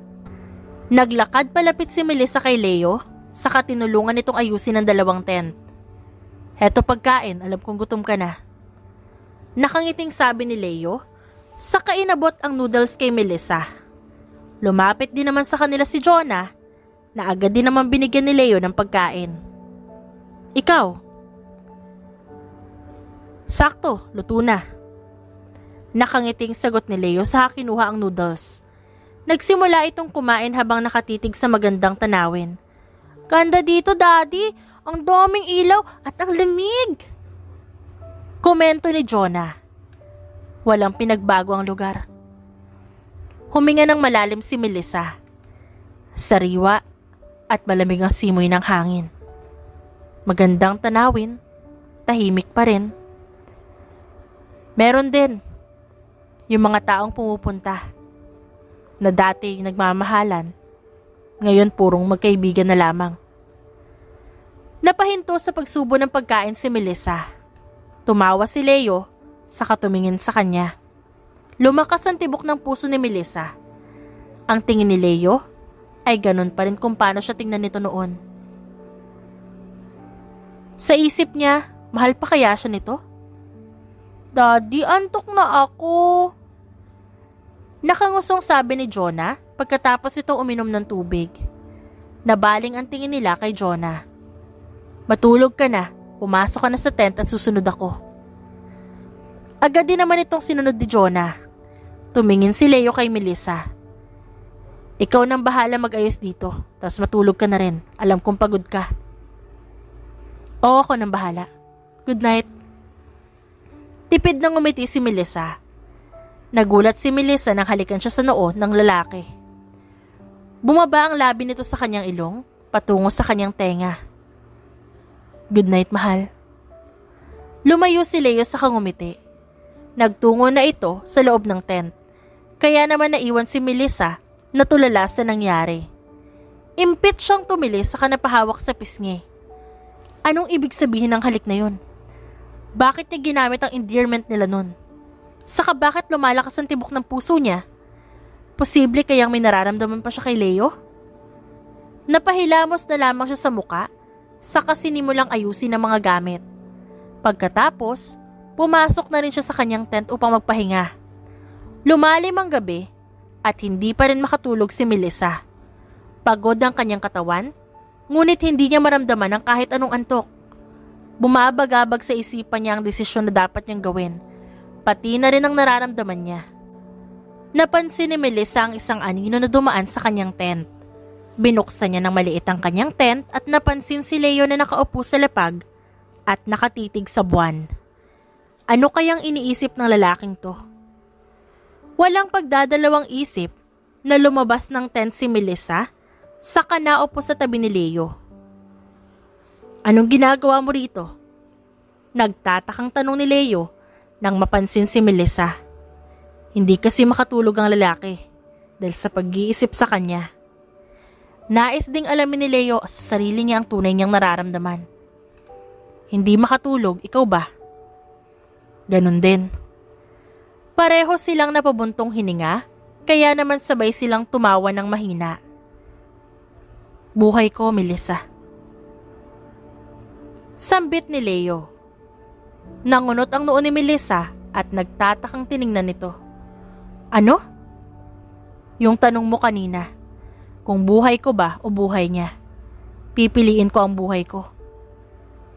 Napakurap si Melissa ngunit agad ding napatango nang maalala ang kanyang tanong.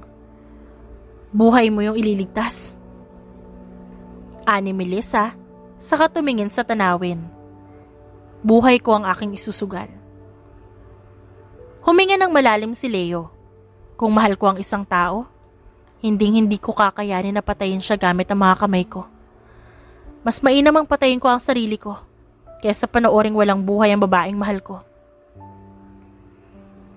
Mahabang sambit ni Leo, kaya hindi agad nakasagot si Melissa. Pakiramdam niya'y bumigat ang kanyang dibdib. Bakit pa pala natanong yun? Wala, hindi naman doon related ang sitwasyon ko.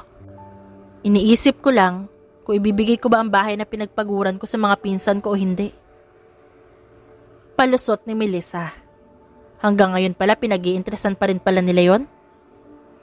Natatawang sabi ni Leo. Leo, kamusta ang buhay nung wala ako? Tanong ni Melissa. Tipid na ngumiti sa kanyang lalaki. Naaalala niya ang kanyang mga sakripisyong ginawa para kay Melissa. Hindi naging maganda. Napalunok naman agad si Melissa at nagsisi siya dahil tinanong niya pa ito. Noong iwan mo ko, may problema ako nun. Napatingin si Melissa kay Leo. Noong nakomatose ka, dala nang nangyari aksidente? Kaakibat nun ay ang paghabol sa akin ng mga kalaban ko sa organisasyon. Oo, sila ang punot dulo na aksidente natin nun, Melissa. Dahil isa ako mafia leader. Nakatitig lamang si Melissa kay Leo. Nais niyang sabihin na alam niya ito, ngunit hinayaan niya lang na magsalita ang lalaki. At noon, isa akong hamak na baguhan lamang sa organisasyon. Ngunit agad na nilagay sa mataas na posisyon kaya maraming nagalit sa akin. Dahil akala nila, inagaw ko ito. Kaya pinapili ako. Kung buhay ko o buhay mo. Pinili ko ang buhay ko. Hindi ko akalain na maglalaro sila ng madumi. Dahil pinuntiryan nila akong patayin nung kasama kita. Mahinang tumawa si Leo nang maalala ang nangyaring yon. Masakit? Ngunit kahit papaano, naibaon niya na rin yun sa limot. Hindi naman mapanatag ang loob ni Melissa. Malakas ang tibok ng puso niya at tila nagiinit ang gilid ng kanyang mga mata. Paano niya mapapatay ang lalaking minahal niya? Paano niya makakayanang panoorin na mawala ng buhay ang lalaking nagligtas sa kanya? Pasensya na kung iniwan kita. Oo, mali ko yun. Ngunit ng panahon na yun, humahabol din sa akin yung mga taong posibleng pumatay sa'yo. Nais kong iligtas ka kaya umalis na lang ako at lumayo. Tumawa ng peke si Leo. Kung sinabi mo sa akin yan, matutulungan kita. Ngunit mas pinili mong lumayo. Pero ayos lang. Nagtatampo ako pero hindi ako galit sa'yo. Dahil may iniwan ka rin naman sa akin.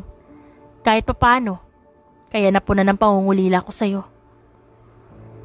Nangunot ang noo ni Melissa. Iniwan kitang walang-wala, Leo. Diyan ka nagkakamali. Ipinakita ni Leo ang litrato ni Melissa at ng sanggol na si Jonah na mahimbing na natutulog habang nakapatong ito sa ibabaw niya. Nanlaki naman ang mga mata ni Melissa. Ano to? Si Jonah. Anak natin siya. Namutla si Melissa sa kanyang narinig. Paano? Habang nasa koma ka, kasalukuyan ka palang nagbubuntis. Lumalaki yung tiyan mo habang comatose ka. Nagising ka nung pinanganak mo siya. Dahil doon, Melissa, nagising ka. Ngunit bumalik ka rin sa pagkakahimbing nung natapos na. Nung nabalitaan kong gising ka na, muli akong sabik na sabihin sa iyo magandang balita. Ngunit nagulat ako nang biglang umalis ka. Nakatitig lamang si Melissa sa litrato. Hindi siya makapaniwala sa nangyayari. Tila lalong gumulo ang kanyang isipan sa desisyon na dapat niyang gawin. Matutulog na ako, Leo. Agad na sabi ni Melissa sa kadire-diretsong nagtungo sa tent. Pagpasok niya ay saka tumulo ang kanyang luha. Anak niya si Jonah. Wala siyang puso kung papatayin niya ang ama ng kanyang anak. Napatingin si Melissa sa kanyang telepono nang mag-vibrate ito. Binasa niya ang mensahe ni Nix. Kamusta, Melissa? May nalaman ka na ba? Sunod naman niyang binuksan ang mensahe ni Azul. Nagamit mo na ba yung baril? Good luck. Tuluyang napahagulhol si Melissa. Nakumpirma niya na nga. Bukod sa pagmamahal, ay hindi niya kayang patayin si Leo. Kinabukasan, nagising si Melissa sa halik ni Jonah. Nakangiting niyakap ni Melissa ang anak. Good morning, Mommy! Good morning, anak. Malambing na sabi ni Melissa sa kaniyakap ng mahigpit si Jonah. 6 na taon na hindi niya nakita at naalagaan ng bata. Kaya labis ang kanyang pagsisisi. Labas ka na po, Mommy. Nagready na po ng pagkain si Daddy. Bumangon si Melissa. Inayos niya muna ang kanyang itsura bago lumabas ng tent. Naabutan niya rin si Leo na agad din naman silang napansin. Kumain muna tayo at may inihandang programa ang namamahala rito sa kamundukan. Nasaktuhan pa natin. Nakangiting sabi ni Leo. Naupo si Melissa sa tabi niya. Sorry kagabi, umalis ako bigla. Ani habang kumukuha ng pagkain. Ayos lang, ang mahalaga alam mo na ang totoo. Tipid lamang nang umiti si Melissa. Sa kabilang banda ay pinagmamasdan lamang ni Leo ang galaw ni Melissa. Napapansin niya ang tila ba pagiging malapit ni Melissa sa anak. Sa buong maghapon ay tanging si Melissa at Jonah ang magkadikit. Hindi na rin nakialam pa si Leo, lalo na't ramdam niyang bumabawi si Melissa rito. Enjoy! Nakangiting sabi ni Melissa pagkasakay ng sasakyan. Hapon na, nang makababa sila ng bundok. Mahimbing na natutulog si Jonah sa backseat, habang nasa shotgun seat naman si Melissa, na kasalukuyang pinupunasan ng pawis. Mabuti naman at nag-enjoy kayo. Nakangiting sabi ni Leo. Sinimulan nitong paandarin ang kotse upang magtungo na sa airport. Lumingon si Melissa kay Leo. Salamat dahil hindi mo pinagkait sa akin si Jonah. Masaya ako dahil nakasama ko siya. Ngumiti si Leo. Nanlaki ang mga mata ni Melissa nang ilagay ni Leo ang hibla ng kanyang buhok sa likod ng kanyang tenga. Walang anuman, Melissa. Ngumiti si Leo bago muling tumingin sa daan. Natulala naman si Melissa. Tumingin ito sa bintana at napangiti. Inaamin niya sa kanyang sarili na ito na nga ang naging isa sa pinakamagandang memorya na maaalala niya. Habang bumabiyahe ay patingin-tingin si Leo kay Melissa. Nakatulog na rin ito dala ng pagod. Nang makarating sila sa airport, binuhat na lamang ni Leo si Melissa, samantalang pinabuhat niya naman sa isa niyang tauhan si Jonah. Sumakay sila ng eroplano at gaya ng dati, nasa high class section sila. Inilapag ni Leo si Melissa sa upuan bago ito inayos upang maging kama. Tinitigan niya ng mariin si Melissa. Mahal kita, mahal. Aniya, saka dinampian ng halik sa labi. Nagising naman si Melissa na nasa kama na. Ito panigurado ang kama niya. Ngunit paano siya nakarating dito? Good morning. Napatingin si Melissa sa pinto. Naroon si Azul na masama ang tingin sa kanya. Azul, paano? Sinundo kita sa airport. Ngunit nakita ko si Leo na buhat ka. Muntik pa kami magsuntukan dahil ayaw kanya ibigay sa akin. Salamat na lang sa paslit dahil umiyak, kaya naibigay kanya sa akin at naiuwi kita. Napalunok si Melissa sa kaumiwas ng tingin kay Azul. May idea na siya kung bakit gano'n na lamang ang tingin sa kanya ng kaibigan. Umalis ka na, Azul, kaya ko na rito. Nakakagulat nga eh. Buhay pa si Leo, akala ko pinatay mo na. Azul, wag muna ngayon. Akala ko ba papatayin mo si Leo? Sayang lang ang baril at bala ko. Nabulok lang sa bag mo. Huminga ng malalim si Melissa. Azul, kaya ko na ang sarili ko. Umalis ka na. Grabe, naiinip na ako. Hindi umuusad yung misyon mo. Pwedeng-pwede mong patayin si Leo habang tulog kahit yung paslit. Ngunit hindi mo ginawa. Umalis ka na, sabi. Bakit? Bakit hindi mo sila pinatay, ha? Umalis ka na, please. Hindi mo kaya. Dahil duwag ka, Melissa. Akala ko pa naman sisiw lang ang misyon na to sa'yo. Pakitang tao ka lang pala. Wala kang alam sa sinasabi mo. Umigting ang panga ni Melissa sa kumuyumang kamao. Pwes, bakit hindi mo sila pinatay? Kasi mahal ko sila. Mahal? Mahal? Tumatawa na nakakaasar si Azul. Oo, mahal ko sila. At hindi mo maiintindihan na sinasabi ko dahil wala kang puso. Ang tanging nasa isip mo lang ay pera. Pero ako, mahal ko ang mag-ama ko. Kaya pakiusap, huwag mo na sanang sabihin kay Nix. Hayaan mo na ako. Sumama ang tingin ni Azul kay Melissa. Bahala ka sa buhay mo. Maling tao ang nilabagan mo ng utos. Humakbang paalis ng kwarto si Azul kaya naman napahilot na lamang ng sentido si Melissa. Hindi niya alam ang gagawin, lalo na't alam niyang nasa panganib ang buhay niya. Sa huli, mas pinili niya ang kanyang mag-ama. 3 araw ang lumipas pagkatapos ng pangyayaring yon, na natiling malapit sa isa't isa si Leo at Melissa. Ngunit hindi niya na nakakausap si Azul. Maagang nagtungo si Melissa sa kumpanya. Nagulat siya nang maabutan si Leo sa harap ng elevator. Melissa, may papakita ko sa'yo. Nakangiting sabi ni Leo. Nasaan si Jonah? Kunot noong tanong ni Melissa. Nasa opisina ko, tara pasok. Mabilis na pumasok ng elevator si Melissa at nagtataka naman nang pindutin ang 50th floor. Anong gagawin natin sa floor na yan? Nais ko lang sa'yo ipakita ko anong klaseng tao na ako ngayon. Nakangiting sabi ni Leo. Bumundo lang ka ba sa dibdib ni Melissa?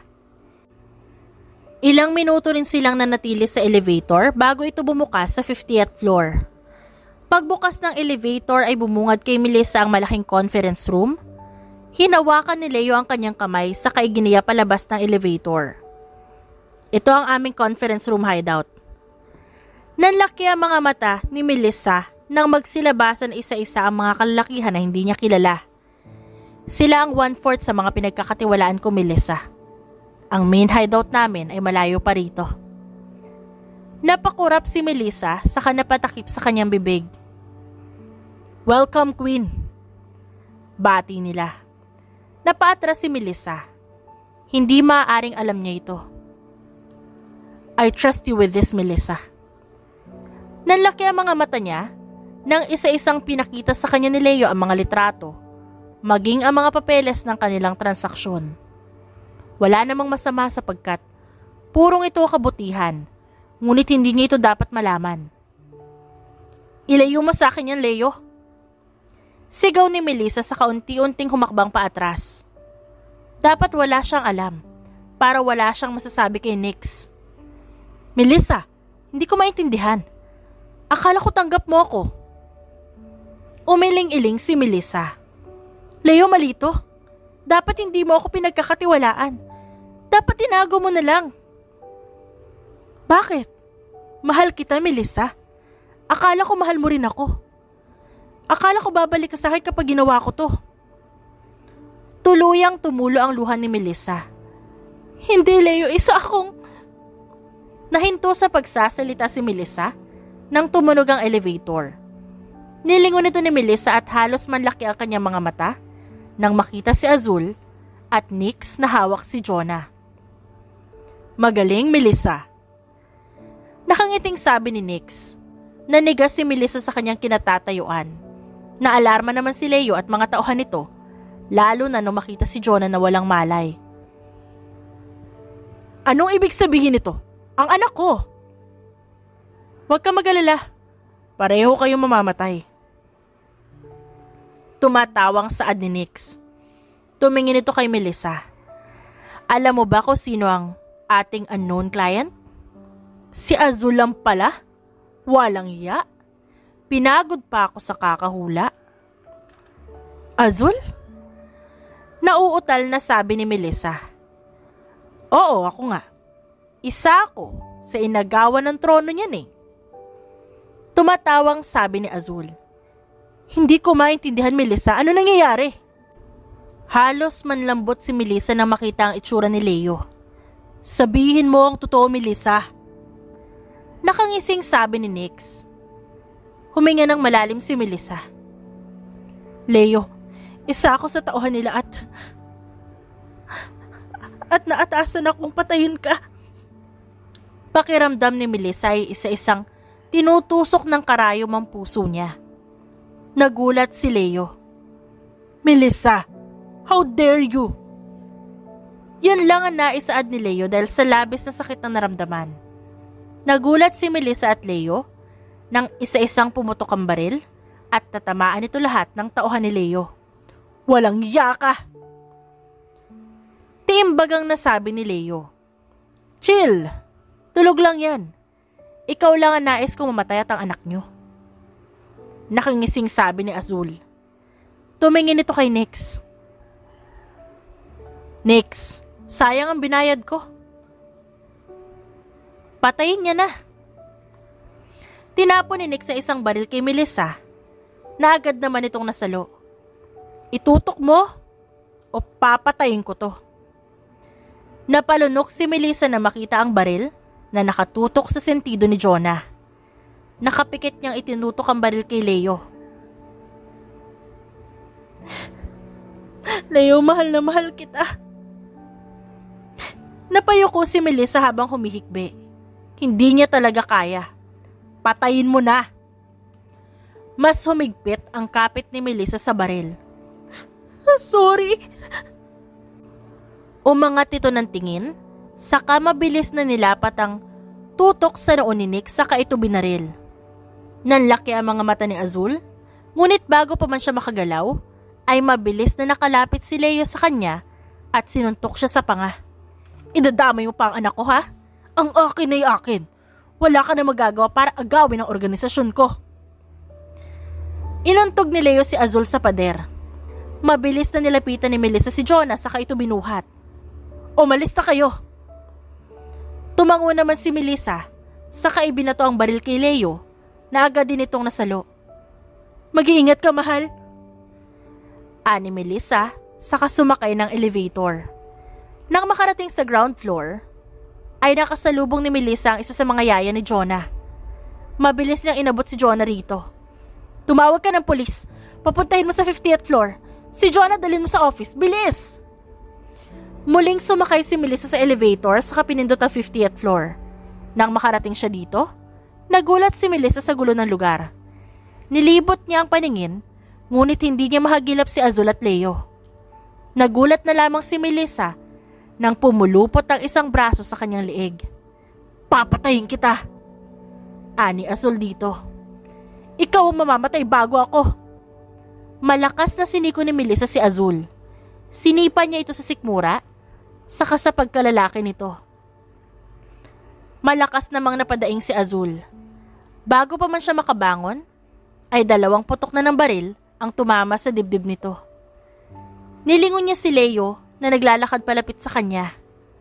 Mabilis siyang tumakbo palapit dito, sa kaniyakap. Leo, sorry. Sorry talaga. Tapos na, mahal. Wala ka nang poproblemahin pa. Umiiyak na tumangutango naman si Melissa. Tama siya. Tapos na nga ang tunay niyang misyon. Ang makalaya sa mga taong nagdulot sa kanya ng kasamaan. Leo, mahal na mahal kita. Hinalikan ni Leo si Melissa sa labi sa kangumiti. Mabuti na lang. At bulletproof ang damit ng mga tauhan ko.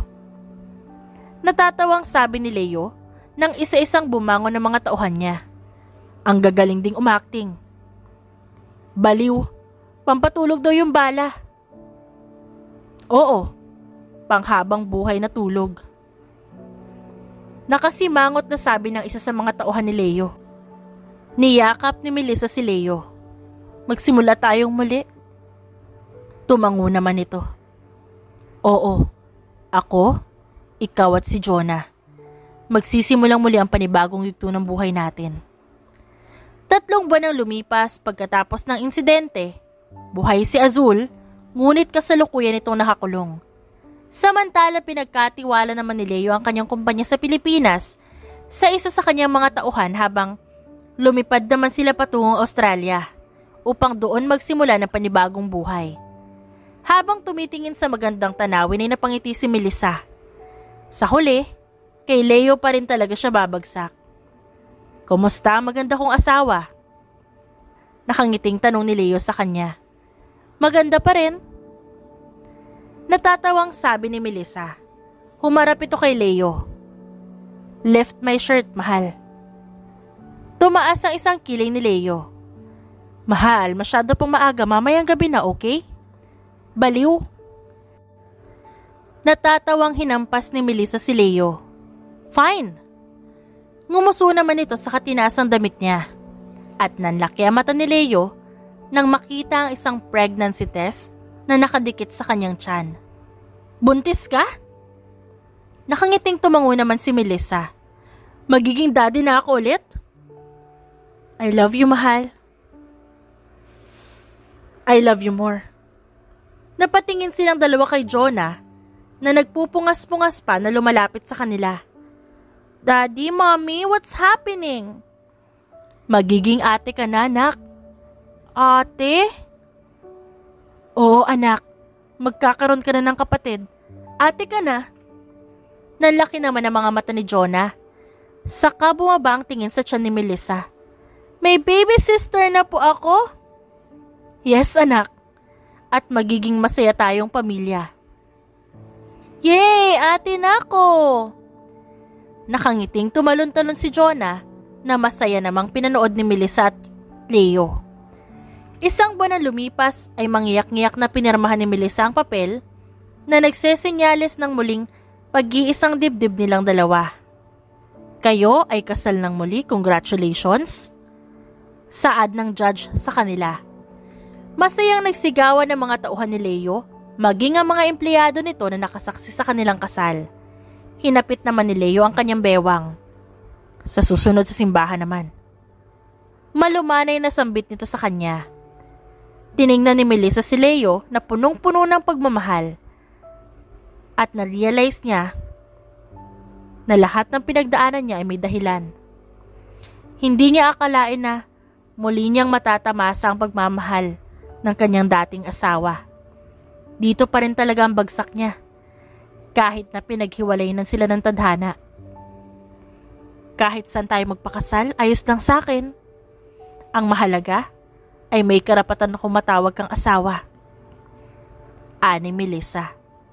Lumapit naman si Jonah sa kanyang mga magulang sa kaniyakap ang mga ito. Habang dinadaba ang yakap ng mag-ina, ay naisip ni Leo na wala na siyang iba pang hihilingin kundi ang kaligayahan, kaligtasan, at katahimikan ng kanyang pamilya.